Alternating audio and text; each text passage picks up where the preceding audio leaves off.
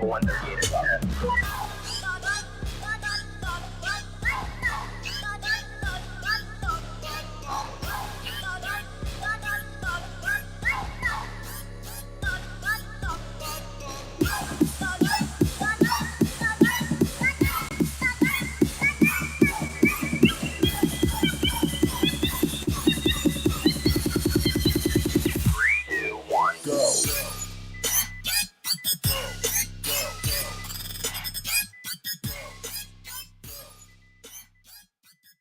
And hello, everybody, and welcome to the Paranormal Guys. I'm back, at least a little back. We'll explain later. But I'm here, and I'm joined by my wonderful, beautiful sidekick, Cheyenne. How are you? Fabulous. So happy to be back. We're glad you're here. We got a great guest tonight. She's got some great paranormal stories for us, but she's also written a great comic book. So let's introduce Cheyenne. Alisa Kwitney. Did I say it wrong? She's going to shoot.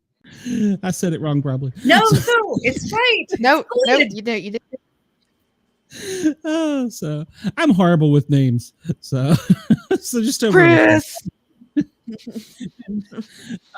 So tell us a little bit about yourself. And I know, of course, you want to pimp your book, but we want to hear all about you, all about what you've done. We want to hear your paranormal stories. Just tell us everything.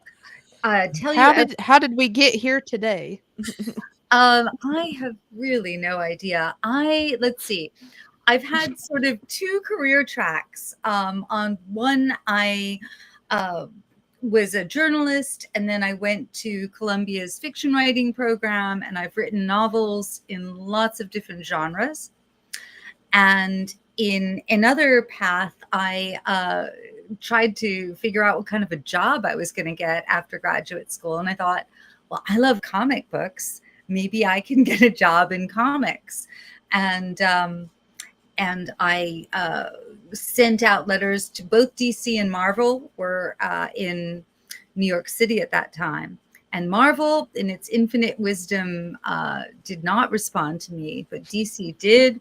I had an interview, and I came in a snowstorm. I think I was the only person there. I had to come back. And I ended up working for Karen Berger. So I was working on what later became the Vertigo imprint. So the weird, fun, spooky, lots of British stuff. And I worked on Sandman and Shade the Changing Man and Books of Magic. Hell yeah.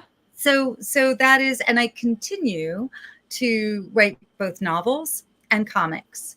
So this year, my DCU series Mystic U, which was a limited series, just got reprinted as a YA book.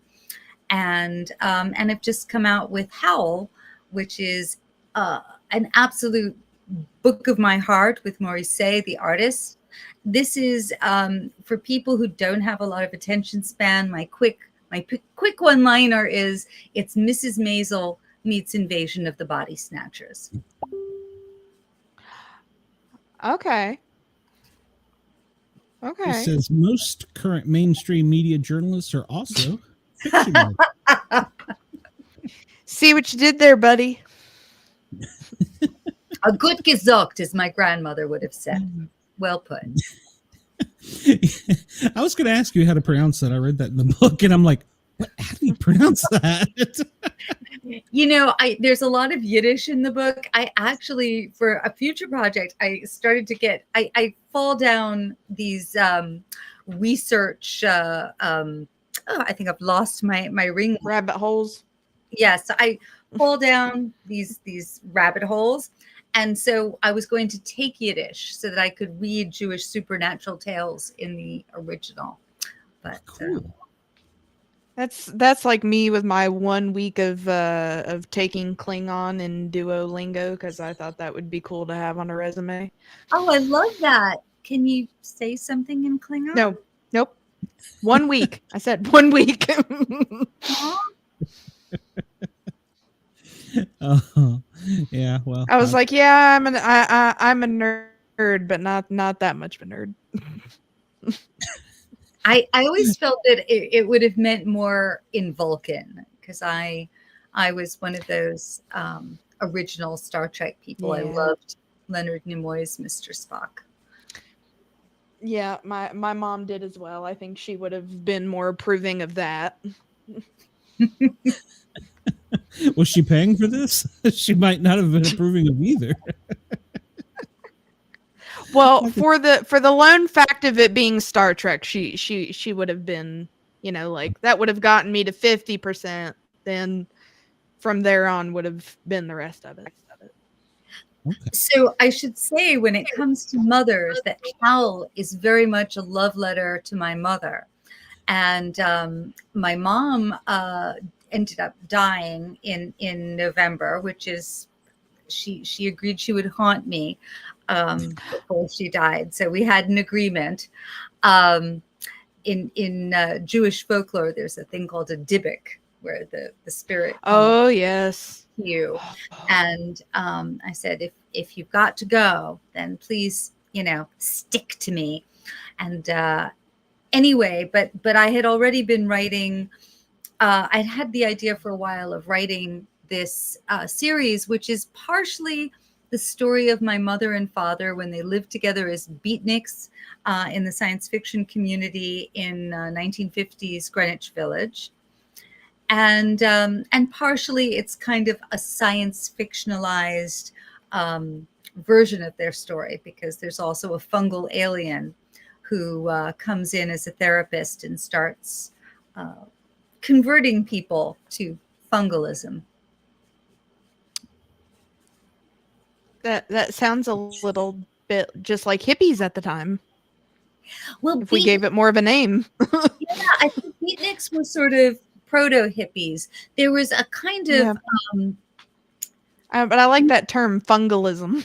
I just came up with it. I like that. We should all fungalize. But the beatniks were sort of proto hippies. Mm-hmm. And in the research for this, I discovered wonderful things. Like, I had never seen Bucket of Blood, the Roger Corman Bucket of Blood. As a lot of people say, "Hi, Alisa, this is excellent." And someone's called Wendell Bigfoot.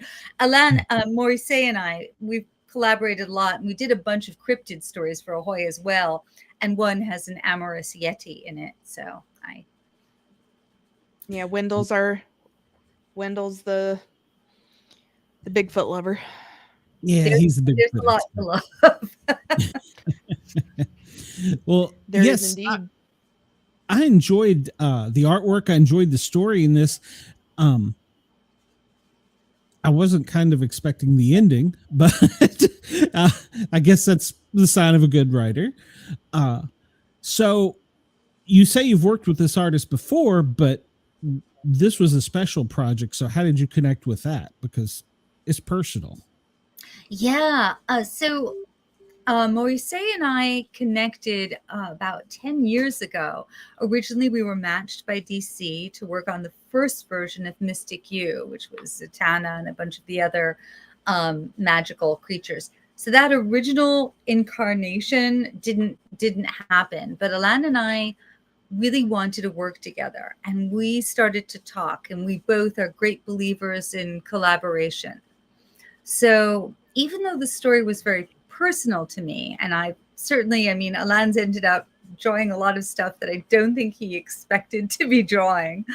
Our sensibility and our interests very much overlap. So one of the things, for example, that I love is what in comics is called acting. And that has to do with in linguistics, it's called pragmatics. It's all the ways we communicate that aren't words, how far apart we stand, the micro expressions that cross, just all of those little things.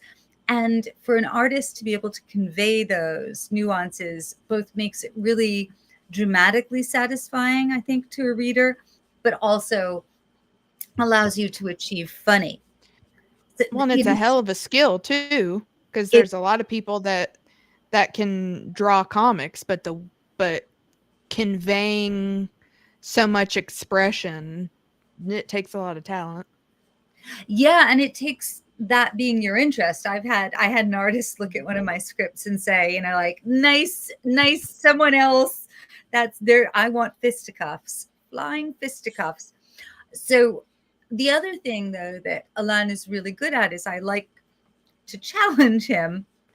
And one of the inspirations for me, I'm going to take a step back and say, I love the idea of pod people for what it represents, which is how much you cannot know, even people who are really close to you. So I love horror as a way to delve into stuff that's really psychological and feels, emotionally grounded to me. And on the other hand, I love practical effects. I love it in a way that just makes me the crotchety, get off my lawn CGI kind of person. And Rob Bottin in The Thing from 1982 was this wonder kid who did all these wonderful protean, monsters that transform and morph. And it's really creative body horror. So one of the things that Alan and I talked about was, on the one hand, the emotions of, being in a relationship and worrying about it and, having, all these questions about your career. And on the other hand, really diving deep into body horror and then going into Faulty Towers kind of slapstick. So we, I think he likes the way I, make him work and think about stuff. You give him a challenge. How far apart are you? I mean, is it all online, or are you able to go over to a studio, or how does that work? We have spent time together at conventions in the past. Lately, not as much, but he's in Belgium. So yeah, we are not right close, but we just talk for ages. And we won't, with all the people, Tom Pyre is my editor at AHOY, and I like communication. So I will get on the phone and just talk about The Thing and talk about, other ways that the story is working or not working and stuff that I want to sort of get in there. And Alan and I will just talk all the time, talk about pointy breasts. I did keep challenging him. I said, a 19 pointier. It's really pointy. I do feel like he didn't fully understand how pointy a pointy breast could be. He did it well. Though. Have you sweetheart? Have you seen Madonna? Pointier. Well, and I think something that a lot of people don't realize, because I have a tidbit of experience in the comic book community, but how crucial it is or how important it is to find that person that you're on such that same wavelength with, that you work so compatibly together. Yeah. And it's a rapport thing. Yes, 1950s pointy, like the Howard Hughes actually developed, I believe, the cantilevered bra of the 1950s, because, it was a moment. Well, everything was pointy in the 50s. The cars were pointy and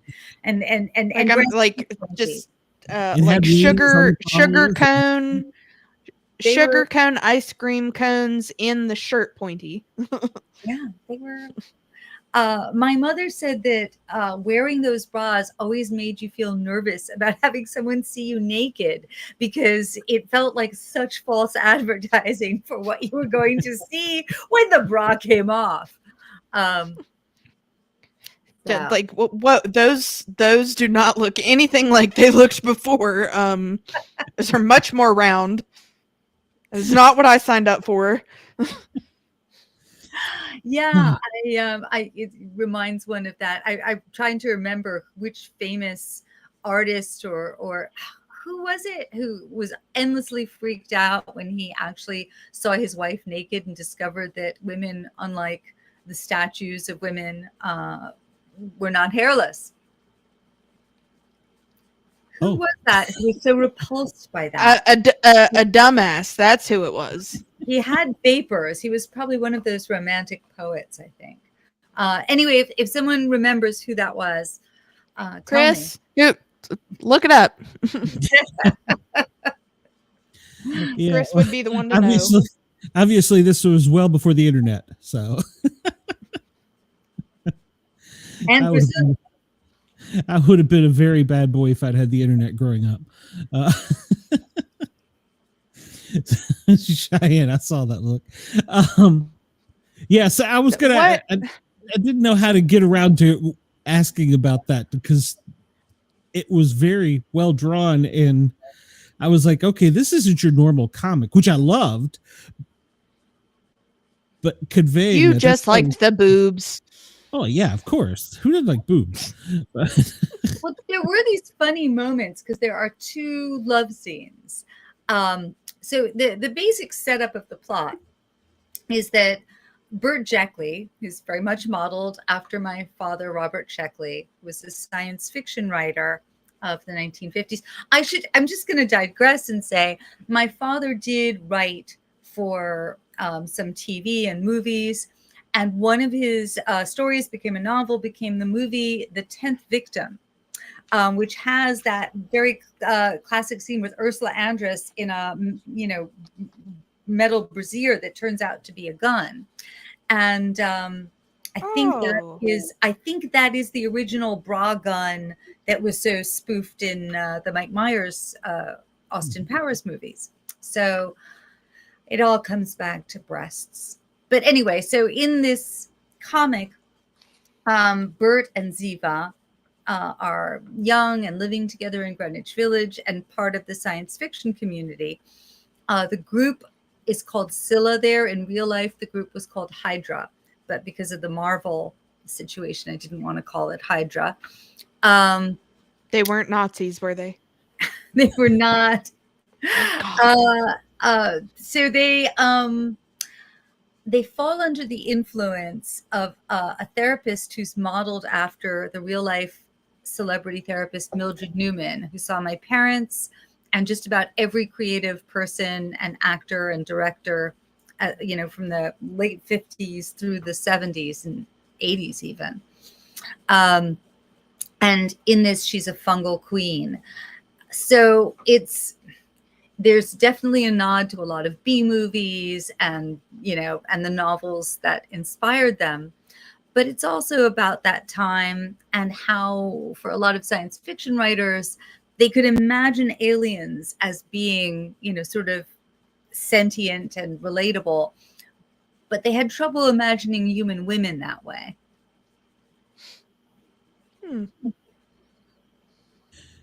Interesting. Yeah. Yeah, they didn't seem to understand the nuances. So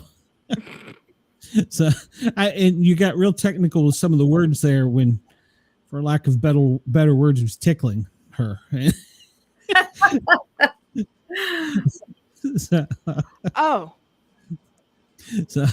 had a problem figuring that part out. The Spores didn't know what to do. And then were the Spores men? Well, there's I don't want to give away too much, but they do, one of the things that I wanted to happen in the relationship was some element of that Return of Martin Gare element, where you think that perhaps the man, who is your, they're not married in this, but who's your lover, your partner, your husband, whatever, isn't, he's been replaced in some way. But as in the Return of Martin Gare, which is based on a true story, you get the feeling that perhaps he's a little more likable this way. So there's a little bit of a romance. And, John Carpenter, who did The Thing about this shape-shifting alien, I think around the same time also did Starman, which was a greater success at the time, has young Jeff Bridges as a very hunky alien who's romancing Karen Allen in the body of in the shape and form of her deceased husband. I think I remember that. And then you also did some what's better, like you said with the cigarette smoke. Oh, a doctor wouldn't allow us to do this if it wasn't bad for you. Did little quips like that as a paramedic, I caught that one right off. I'm like, oh, that's good. So my mom was told that if she felt constipated during her pregnancy with me, she should have a cigarette. So that was very based in reality. Yeah, it was a different era. It was a totally different era. I can't say that I've ever smoked and been like, you know what, need to hit the bathroom. And then the trick at the end with the cigarette, that was awesome. Thank you. That was awesome. I knew a girl in high school, but that was really borrowed from an old Gene Kelly movie. Was it? Okay, because I knew a girl in high school that did that. We were like, what? How? I do not have such talents. I burned my mouth on lasagna. So. You say you're not a smoker. So. I was. Well, I was too. Things, yeah, it is funny though how things change, and you referenced a couple of them, but that was the one that really, like I said, as a paramedic, I caught that one right off, and I was like, oh, it's okay. So, because there was even advertisements with like doctors recommending like Camel. I found once doing some research. I'm like, really? But I think, when I was younger, I thought, oh, God, people were, so how could they have done such things? But now I think, I just look back to what they had Winston cigarette commercials on the Flintstones. Yes. But, we've been just as stupid. I grew up, microwaving microplastics into all my food. Delicious. Delicious plastic. Yeah, I mean, hey, I grew up on kid cuisine. I have turned out just fine.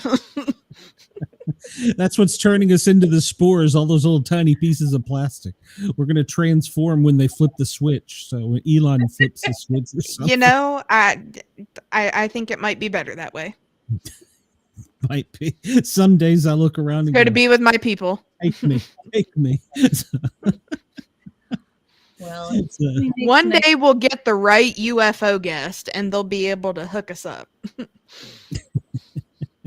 Well, UFOs have really gone through such a change. I mean, I remember that it was not long ago that, you were utterly insane if you talked about UFOs. And now, even if you don't live in, where is it? It's not Middletown, New York. That's the capital of Pine Bush.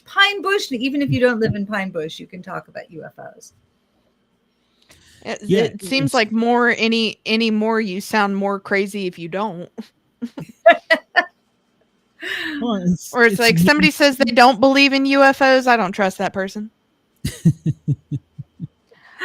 Shay has Chris, you're right. Massacres in her past. I love it. Yeah. Warren, you're going to make Wendell jealous. Stop. So. Thank you, Warren. It's noted. I'll take Warren's over Wendell's. Yeah. And the condom broke. That was a funny bit too. So anybody that hasn't read this needs to go read this. It's not too risque, but it's pretty close. Where can people find it if they want to get it? It's still available as single issues, but on October 15th, it is going to come out as a collected trade paperback. And I believe that Barnes & Noble, I think there's going to be a pre-order special coming up. So I think it's going to be in July. Is it now? It's either now or in August. I need to double check, but check out if you want to pre-order it on Barnes & Noble. I think you get a lovely little discount now. And of course, you'll boost my numbers. What else can I tell you about it? I mean, I think so there's all these other elements in it too. I think that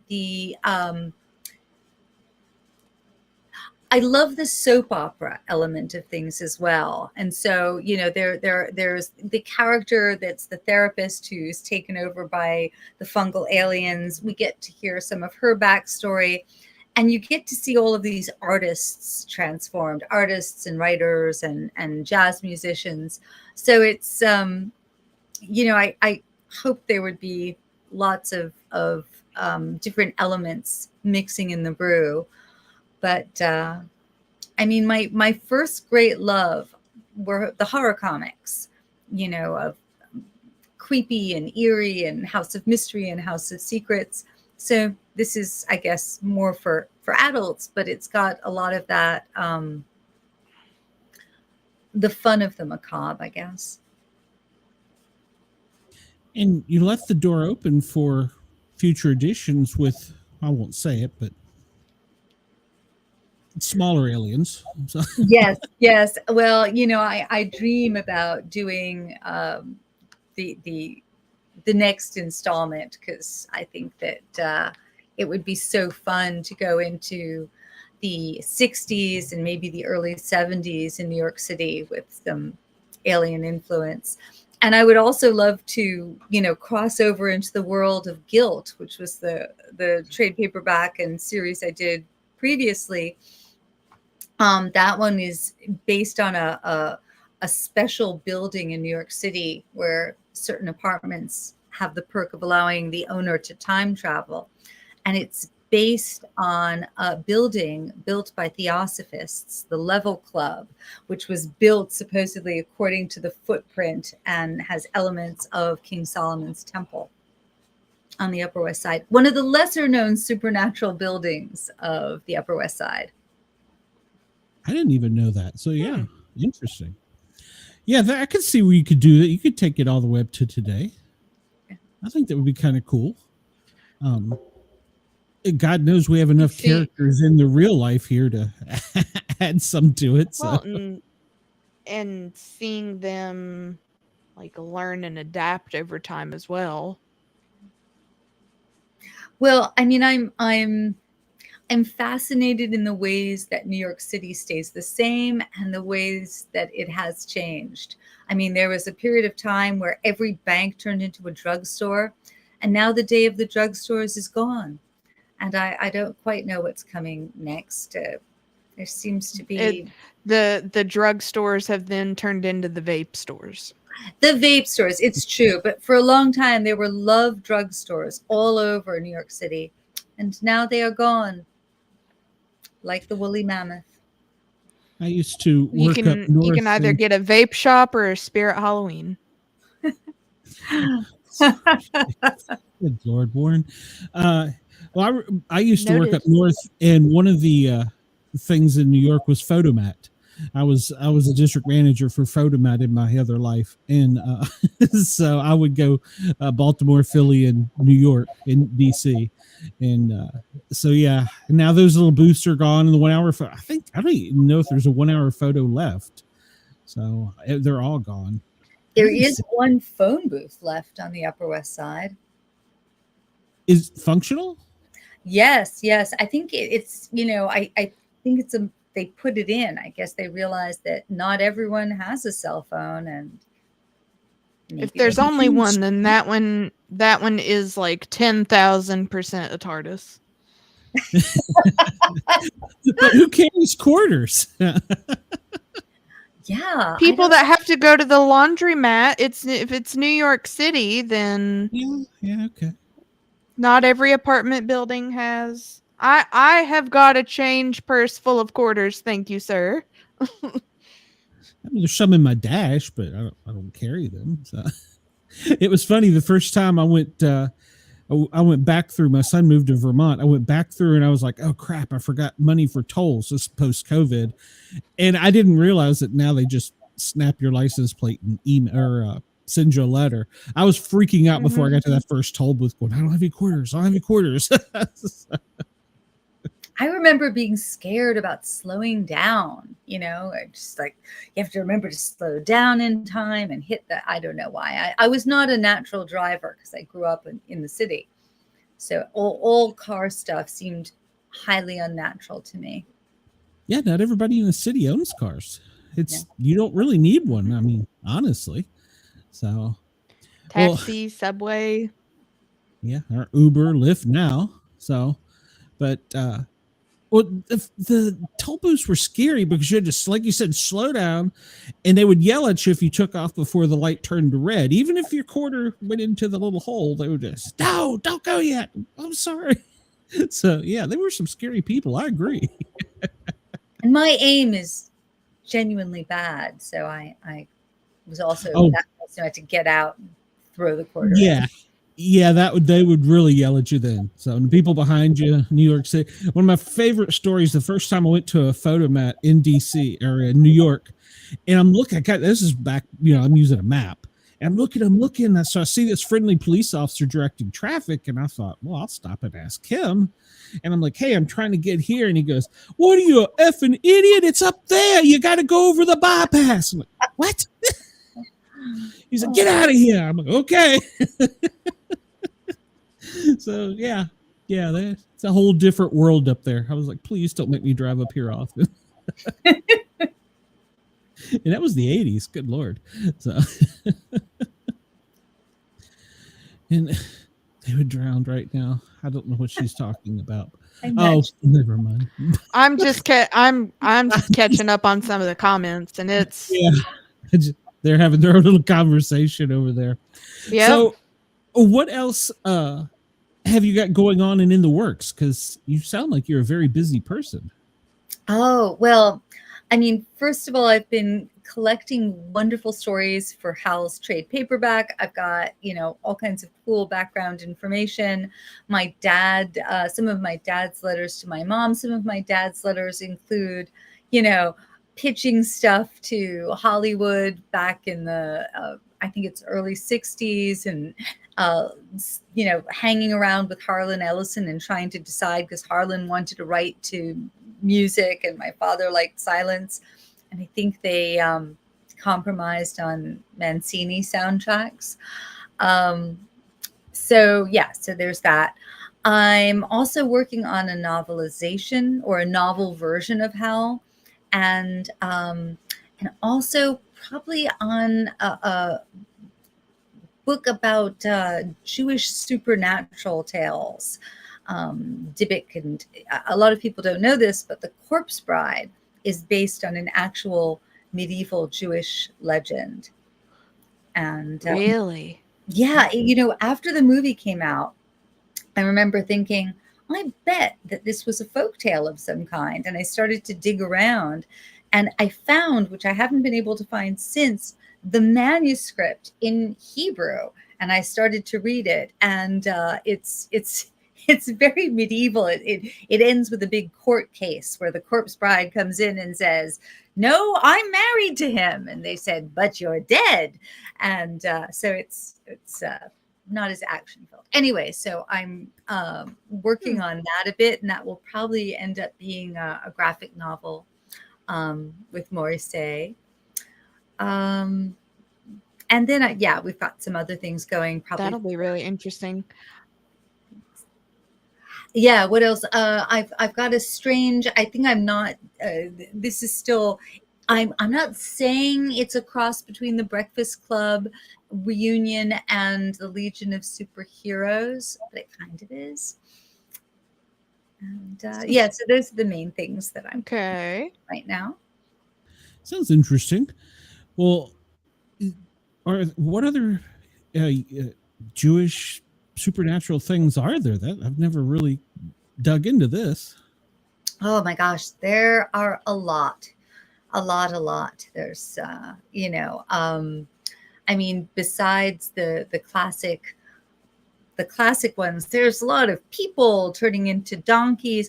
I have so far only been delving into the classic Ashkenazic stories. My next step is going to be go into the Sephardic and Mizrahi stories. So that would be, from the Spanish expulsion kind of stories, and then stories from the Middle East, Morocco and Tunisia and Iraq and Iran and all of that. There's a lot there. Yeah, so I thought there'll be, I think it's going to be framed around a girl with a very strange bat mitzvah teacher. So I feel very strange to saying all of this, but I think I want to write the kind of things that I would either want to read now or I would have wanted to read as a kid. And the spooky stuff, especially if it had humor in it, was just what spoke to my heart. What's your favorite spooky movie? Oh gosh, my favorite spooky movie. I don't know. I mean, I do love the 1978 Invasion of the Body Snatchers. I love everything with Vincent Price in it. Gosh, I'm not sure. I will have to, also love The Thing. So all of those that I've mentioned are probably up there. What are yours? I would probably go like you were talking, like The Thing.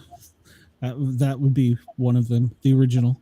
Of course, then I get weird and I like all the Mothman or Mothra, Godzilla. Then I get in a whole different genre. But yeah, and Troll from the original Troll from 1980 or so with Sonny Bono and a very young Julia Louis-Dreyfus, and then there's this apartment building where everyone turns supernatural, and it's got that sort of soundtrack, all the little horror puppets. Yeah, I don't know, but the ones that freak me out are like Chucky, the doll. No, just no for me. For me, it's 1,000% The Shining. Yeah. And I understand why Stephen King didn't love the Kubrick movie, because the character of Jack doesn't really have an arc, but I don't care. I still love it.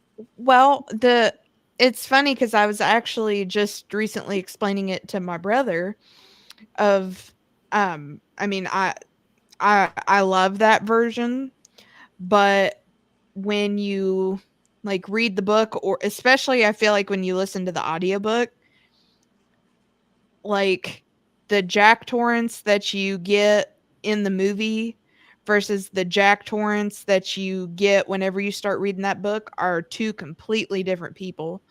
Like the most that I'll spoil is like at the beginning, whenever he gets to the hotel and they're like interviewing and they're talking and everything. It's a really pleasant in the movie. It's a very pleasant conversation, and it seems like everything's going well. But when you read the book and you start out in the book, it's like the two of them hate each other. Yeah. Like Jack Torrance is talking like some mad shit to himself about the manager of the hotel, and like I remember whenever I started reading it, I was like, what the hell? So I have to tell you that I had read the book and of course seen the movie and like other versions.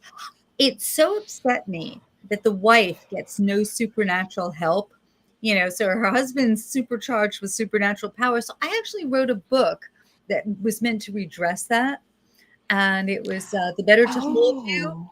And the book was about a woman who moves out of the city, and she doesn't realize that her cheating husband has an STD, which is lycanthropy, STI, I guess we would say now. And and so she's infected too. And so it's unfortunately the book ran afoul of like, it got published as if it were a paranormal romance, and it was really sort of The Shining done as two werewolves having their marriage issues out. Interesting. I like that. But yeah, I do agree with that. Like I think seeing Wendy's point of view on paranormal things happening would have been interesting. I mean, I guess she kind of in the movie got like that little tiny tidbit, but if you count like a 10-second scene seeing two people in costumes screwing around. If you count that as being as her paranormal experience, then yeah, that's all she got.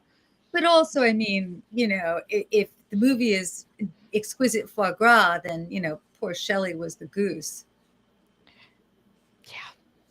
Yeah, very much agree with that. That and for how much damage that all did to her too. Yeah, it's I can't watch that sort of unmixed. I do have to say that if you guys have you seen Bucket of Blood? Mm-mm. I have not done. You're so lucky. It's all there waiting for you.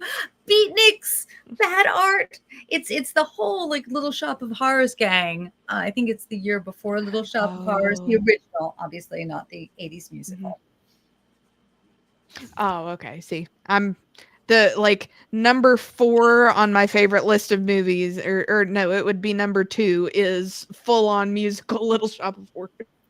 Absolutely, but you have to see the original, and you really, really need to see Bucket of Blood. I just, life is too short not to watch Bucket of Blood. It's going to be hard to convince me if there's no singing plants. It's there's spoken word poems by Beatniks. That might win me over. That set me down a different genre. Jim Morrison did a book of poetry to lyric or to a beat with the Doors. So that's what that kind of set me down, and that's about the right era for that. So sorry. All creatures great and new or something. I don't know. It's like a rated X CD or whatever they call them now, MP3s. So I'm showing my age. It was a cassette when I was young. So and I have a couple of I think MP would have been a couple of years ago. There's probably something new now. Yeah, true. Shouting in people's ears. And I have 2 beat poems in Howl, so you can your open mic night. I caught that. So, well, we always ask everybody paranormal stories. You said you had some really cool ones, so I want to give you a lot of time for that too. I mean, we don't want to keep you too long, but we want to hear all your good stories. Well, so I don't know how much detail to go into. I started to mention that I stayed in this. It's called the Old Judge Mansion in Troy, New York, and it's in downtown Troy. And you're all of these houses. It's maybe not the most exquisite section of town. I may be wrong. Forgive me, Troy, if I am wrong. And then suddenly you see this looming Gothic Victorian house, and it feels, I'm not going to say it has Haunting of Hill House level vibes of wrongness, but it does feel like it's got stuff going on inside. And I thought I was tone deaf to the supernatural. I've lived in very old houses with rickety stairs and dirt basements and those big fireplaces they used to have underneath. And I would go down there, no problem, cobwebs in my hair, unafraid. Walked into the Old Judge Mansion and felt heebie-jeebie. Felt like I didn't want to sleep in that room. Felt like the beige terry cloth bathrobe that was hanging on a door was a bathrobe that would do sinister things to my personality or anyone's personality who put it on. So I think I was also getting a cold, but there was also a little game room that seemed frozen in the 1980s, all the old videos. There was a kind of exquisite creepiness to this place. And in the morning, I came down and asked the lovely landlady, don't mean to be insulting, but has anything paranormal ever happened here? She said, anything? Well, and it turns out that this place had been... What hasn't happened here? What hasn't happened there? So it was a funeral home, and the room I'd been staying in was one of the rooms that had not really been renovated. It was the room where all the coffins had been kept. And yeah, so there was that. And, you know, she had been there alone during COVID. And I guess there had been a lot, you know, of doors slamming and lights. And, you know, so I have nothing more concrete. But then she told The me ghosts were hiding all her toilet paper and all her hand sanitizer just kept going missing. And she did have paranormal, you know, some of those people who do the investigations, you know, set up in the house and all of that. But she said that the ghosts there were all benign. And I believed her. She went on, though, to tell me a story that did not take place in that funeral home, but a different story about a funeral home director. So her father had been with the Merchant Marine, and this is sort of a story of a story, but when he joined the Merchant Marine, there was a guy there who had been a funeral director, a mortician, and he quit because, and so I think this would have been in the 1920s or 30s. We were trying to figure out the time period. So the former funeral director told the woman's father, who owns the old Judge mansion, that that he had gotten 2 babies. Is this too dark? Should I not say this? No, you're good. You're good. He had gotten 2. I'm sorry. Now I feel kind of things, but anyway. So the story was that he had gotten 2 babies who had sadly died. They were twins. And he started to do the preparation, the embalming, and then stopped after doing 1 for lunch. And when he came back, the other baby was not on the table. It had crawled away. And so it had not been dead. And so the not knowing had just made him quit his profession. And he had... so was it legitimate the other baby wasn't dead? He never knew. Wow. Huh. So that was and that did not happen in that house, but that was all part of that old it was part of the whole experience for me. And I'm Wow. still rather haunted by that very sad story from the 1930s or 20s. I'm not sure of the time period. Well, I mean, if you think about it, it kind of aligns with when a lot of people would get so badly sick they'd think that they were dead, but they weren't, and then, you know, they had to start hanging bells so that Yeah, the waiting mortuaries. Mm-hmm. Yeah. But you know, it's funny because since then I've been through hospice, and you know, and have, you know, experienced death. Like, it was spooky there, and I ended up feeling I've gotten more comfortable with all of it, and I hope, you know, as I say, I hope I won't always be this tone deaf. I'm certainly, you know, I am open to,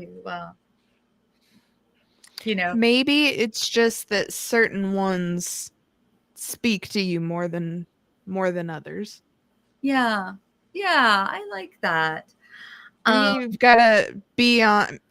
I think it's possible that different spirits operate on different frequencies, and it might have just been you're tuned in for whatever reason to a specific frequency, and whatever's going on in that place happened to be on that same frequency. Yeah, and I also think maybe it was that I was coming down with a cold, and perhaps I must always be slightly lightheaded and schnitzy in order to sense the supernatural. I can see that. It would make It your is possible. senses be more heightened, I guess. So Mm-hmm. I can see that. And, you know, talking about, as a paramedic, that was always one of my fears, because we had to pronounce people all the time. Yeah. And that was always one of my fears. And, especially as a young paramedic, I was like, but luckily we've advanced now. We've got tools and machines and stuff, so we don't just go, yeah, they're gone. So yeah, we've got machines that can tell everything in the field pretty much down to brainwaves. So yeah, it's. I have not ran a call though where somebody has come back from the dead. That would be creepy. So it's happened to paramedics I know. Yeah, has it? Yeah. Oh yeah. Yeah. Like how long were they technically dead? Well, they had already ran the strip, which is EKG. We look at 4 different views of the heart, and if it's flat, there's no electrical activity. And after 2 minutes, it's really almost impossible to get it to come back. Period. Even with drugs and electricity. But he had time to go and tell the family, I'm sorry, Bobby Sue's gone, and there's nothing we could do. We've done all this, and here's this. Hey, and here in the background, he just comes sitting up like, "Hey, are you talking what's about going on, guys? Who the hell you calling dead? I got the EKG." So yeah. Well, I like the idea. In Jewish tradition, I've heard it said that the spirit doesn't go for the first year after death. They stay close to the people that they love, that love them, and they stick around. But I have poor boundaries. I like that. Like I did say to my mom, it's supposed to be a year. Could you what's a year to you? Could you just stick around with me for the duration? Just come on in. So well, and a year in their time could be completely different in ours as well. So absolutely. So yeah, I don't know what there is, but I hope that that we stick around enough to. I do like that. You hang around for a year, I guess, to make sure everybody's good without you, and then go do whatever. We've had people on that say that they wouldn't leave because they were in a car wreck and their kid was still young, or they wanted to see their grandbabies and stuff like that. I can see that. So, but we're not going to know until then. We won't be able to tell anybody. So. Well, and it could be different for each person too. Who's to say that we all get to hang around and do whatever, or we all go to heaven or hell or evaporate into nothing, or who knows? Picked up by aliens. So. I'm gonna go with that option. They can just take me. Well, there's something very magical. I think everyone's very fascinated by fungi right now. And I think one of the things that I love about them is they're not animals. They're not plants. They're this sort of strange in-between liminal thing that can break down just about anything and transform it. And so maybe mushrooms do have the answer. And they can kind of come out of nowhere too. So yes. There was a story that I believe that Chris. Chris is just gonna haunt the YouTube channel. There was a story that just came out about a fungi that moved, but it didn't have a heartbeat, it didn't have electricity, and it wasn't alive. And it would eat anything. Mm-hmm. And I think this was actually discovered here recently in New York City, of all places. So that's what I always say. If they found it, they found a few years ago, they found a rare newt in the big park. I'm drawing a blank. But anyhow, they're finding all these things in New York City. How the hell do we know Bigfoot isn't out in West Virginia, Yeah, I mean, there's plenty of caves up in the Appalachians. He could be. I mean, he could be hanging out back by the trash cans. I don't know. That ain't my business. I was also really excited to discover that so many of us have major Neanderthal DNA. And that's, maybe we are much more Bigfoot than we know. Could be, especially Wendell. So make sure he's awake in the chat. I mean, I don't really. I think you'd have a hard time convincing me otherwise that he wasn't. But he's too obsessed. I think so my theory is that he is one trying to play human, and he is just trying a little too hard. With passing as human. So when I was a kid, my uncle was part owner of a nudist camp in Davie, Florida.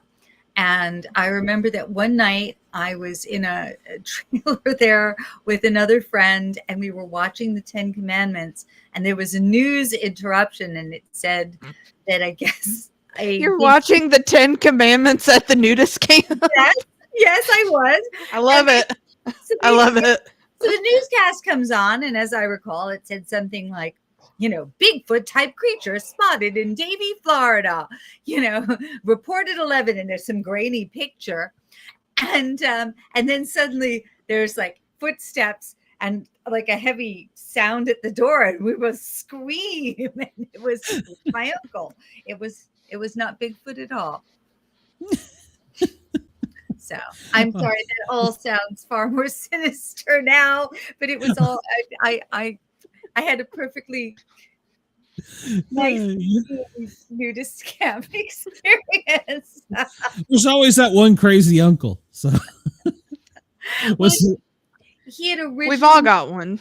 He performed the first nude wedding, I believe, certainly in Florida, but maybe in the United States in the 1950s.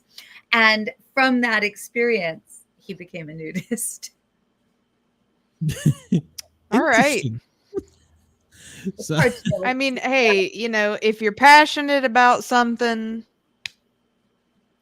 go for it. If you were a Bigfoot, wouldn't you actually go to a nudist camp? I mean, it's probably the best place to blend in. Remember, before sin entered the picture, nudity was the norm. Yeah. Very true. Europeans are far more open to it than we are. So, Bigfoot? No, nudity. It may be about Bigfoot. Hell, I don't know.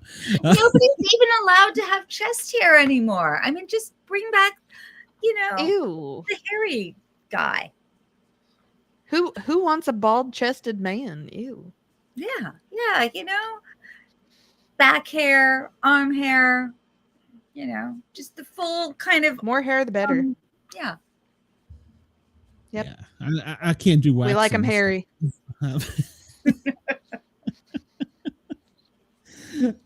going to leave that alone. I'll get in trouble. You'll be telling the editor, I'm never going back on that show again. But I wish I could find if I had my cryptid story right here. I was so pleased with my Bigfoot story. I have these, Alana and I did these 3 Golden Girls type characters, and each one got, there was the Chihuahua story, that's the Chupahuahua out in New Mexico. And then there was the Alaska cruise, which was one of them is very sad because her ex-husband, she's sort of the B. Arthur character. Her ex-husband is getting remarried while she's off on this cruise with her friends, and she's swept off her feet by a Bigfoot. But, humans interfere with their happy romance. Aw, stupid humans. Well, we've given you so many Just ideas. wanted a hairy hunk of man. That's all she wanted. I want to see a Bigfoot story set in a nudist camp in the 50s. So that would be the 70s. But yeah, there's these Ruby Dixon alien romance, very spicy romance. So maybe I have to do my Yeti nudist camp 70s story. I got a horror story about. You know where to find us. I had done the research on this author. I had done a lot of stuff. She had done her research on Bigfoot. She knew all about Bigfoot, and I was all excited to have her on the show. and she comes on and she comes out with this. Cheyenne knows where I'm going with this. It took me a minute. What was it she said? His green eyes looked up between my thighs or something. From between my thighs, yes. I'm like, wait, what? Turned out she has two types of books.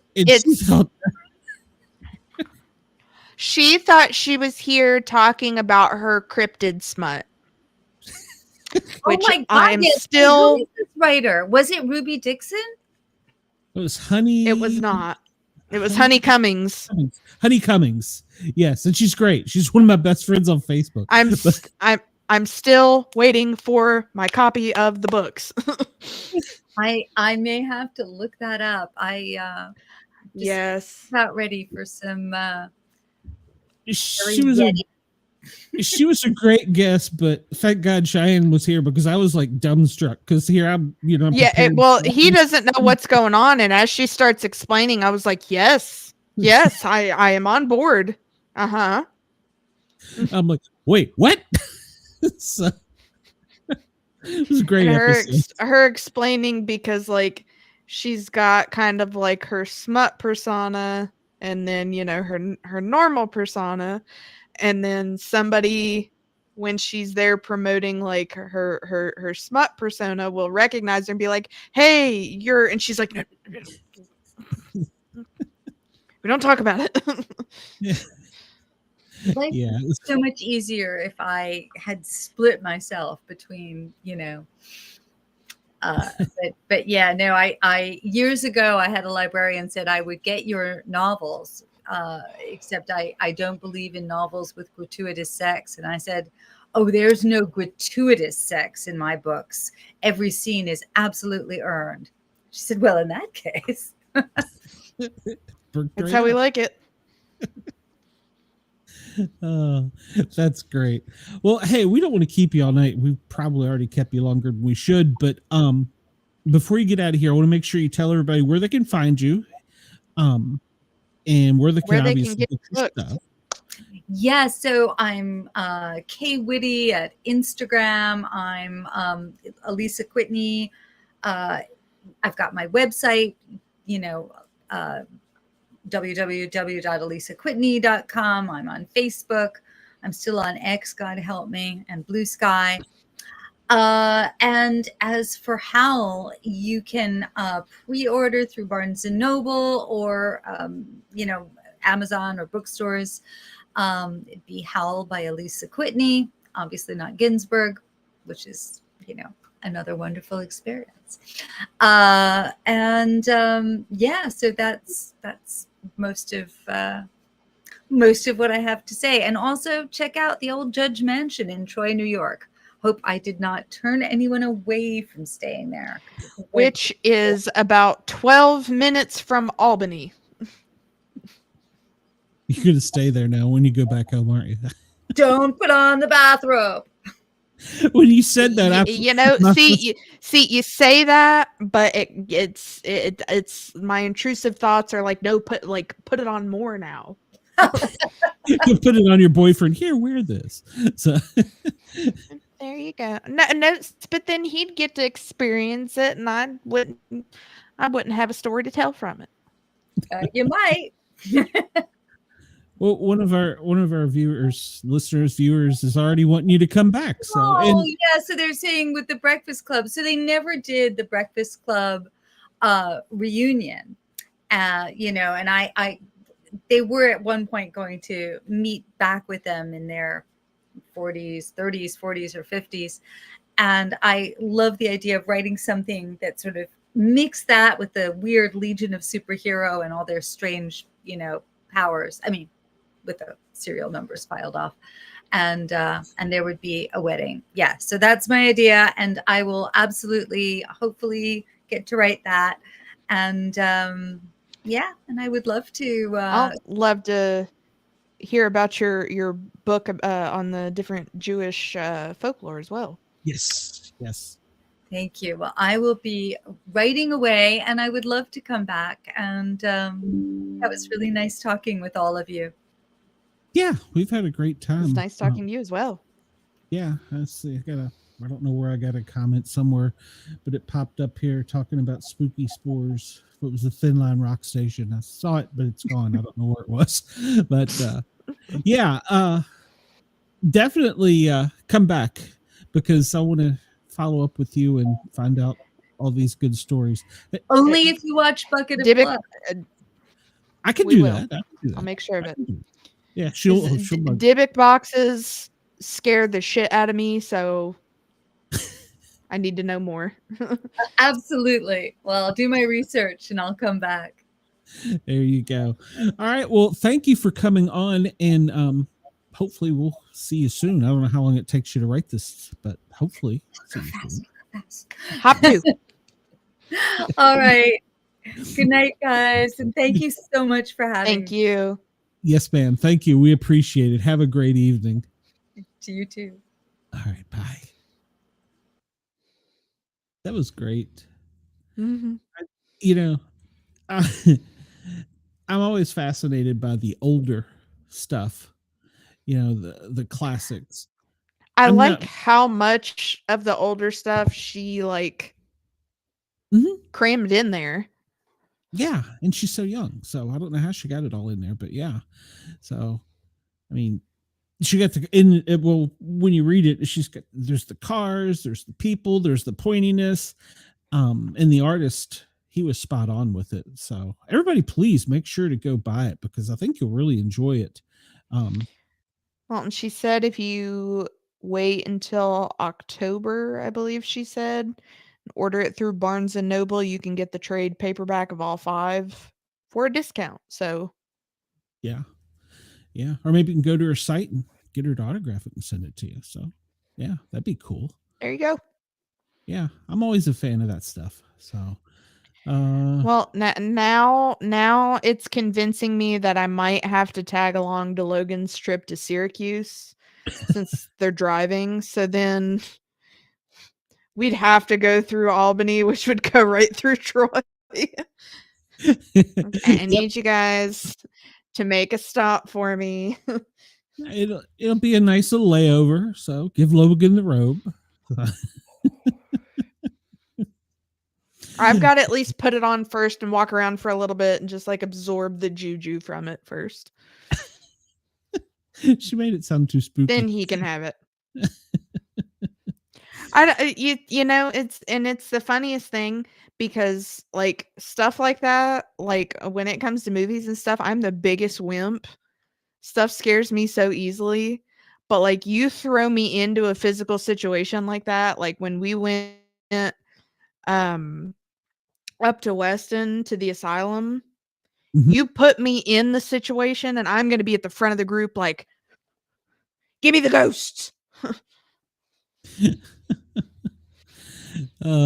Chris is totally off topic, but I just had to say Alicia looks like a girl. I graduated high school. Oh, wait a minute, I can't read it. My logo's in the way. And she sounds He graduated high school with exactly like his daughter's ex-choir teacher. Weird mashup, but great guess. I agree. And she very well spoken. I love the way that she kind of story told things, especially like before we came on when she was explaining to us her paranormal stories. Yeah. Like yeah. if she like she has one of those voices that would be perfect to read an audiobook. Oh, I hadn't thought of that, but you're right. You're right. I hadn't thought of that. That's like a big thing for me because audio, like a big deal breaker for me in reading an audiobook is if the voice of the person is annoying, then I can't read it. I'll just suffer through it. But she's got one of those voices that just the way she says some things, I think she would make a really good. Yeah.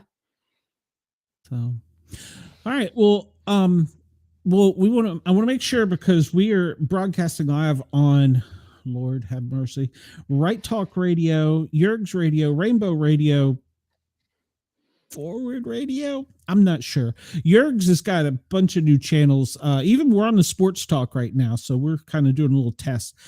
So we're on all of the Jurgs radio channels tonight, and we want to thank Jurgs over at jurgsradio.com. Make sure to go over there and find all your Thank you, Ross. political needs.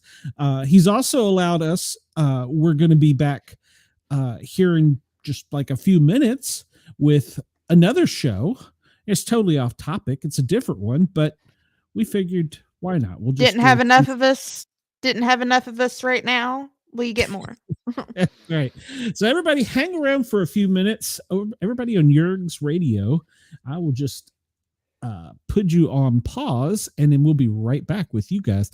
But everybody else, stay tuned. It's a really cool show and we got some great clips and you'll probably get unfiltered Cheyenne. So that'll be the best part of it. So all right, everybody, we will be back in just a few. So we will talk to you soon. After these messages. That's right. Say it in your radio voice. All right, ladies and gentlemen, we'll be right back after these messages. Hey, can you do like a safety belt for the airline too? I'd have to find a script first, but definitely. Okay. Yeah, I'm putting you on that one. Everybody, we'll be right back.